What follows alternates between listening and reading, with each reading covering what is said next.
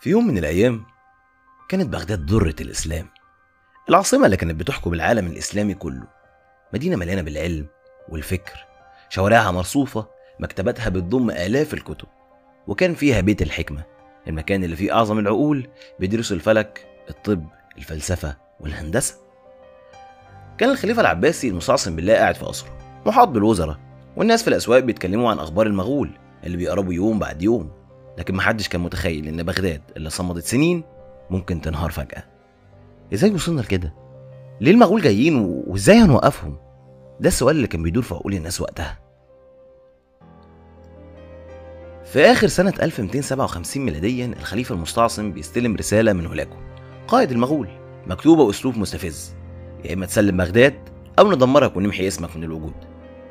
المستعصم محتار، سأل وزراء: هنحارب ولا نفاوض ولا هنعمل إيه؟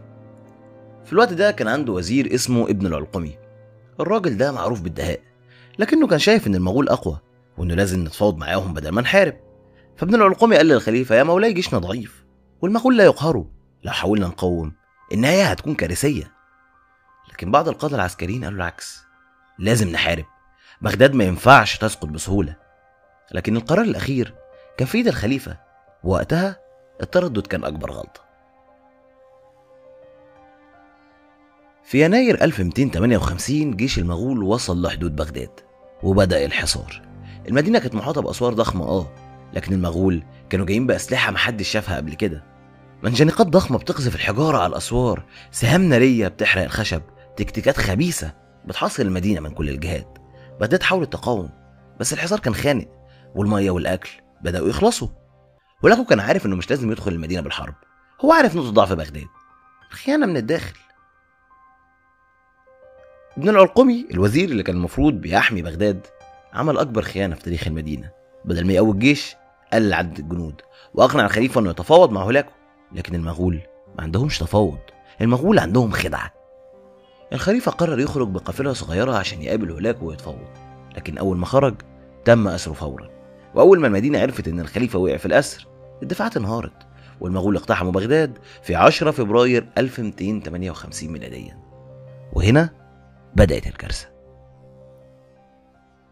المغول دخلوا المدينة وما رحموش حد، عدد القتلى وصل لأكتر من 200,000 شخص، وبعض الروايات بتقول مليون. العلماء، الأطباء والشيوخ كلهم اتقتلوا بدم بارد، المساجد اتحولت لمذابح، والناس كانوا بيتقتلوا جوه بيوتهم. المغول هدموا بيت الحكمة وألقوا آلاف الكتب في نهر دجلة، لدرجة إن المؤرخين بيقولوا إن مية النهر بقت سودة من كتر الحبر اللي نزل فيها. بغداد اللي كانت أعظم مدينة في العالم اتحولت لأنقاض خلال أيام قليلة. المغول ما اكتفوش بتدمير بغداد، كانوا عايزين يمسحوا الخلافة الإسلامية للأبد. الخليفة المستعصم اتقتل بأبشع طريقة. المغول ما أرقوش دمه، لا، لفوه في سجادة وداسوه بالخيل لحد ما مات. وبكده انتهت الخلافة العباسية اللي استمرت 500 سنة في لحظات قليلة.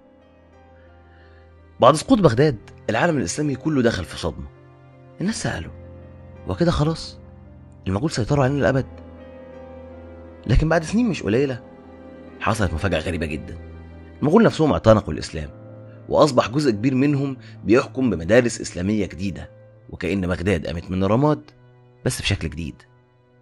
يا ترى لو الخليفة المستعصم خد قرار الحرب بدل التفاوض كان ممكن بغداد تفضل صامدة؟ كان معاكم أدهم أمين، ودي حدوتة قبل النوم. تصبحوا على خير.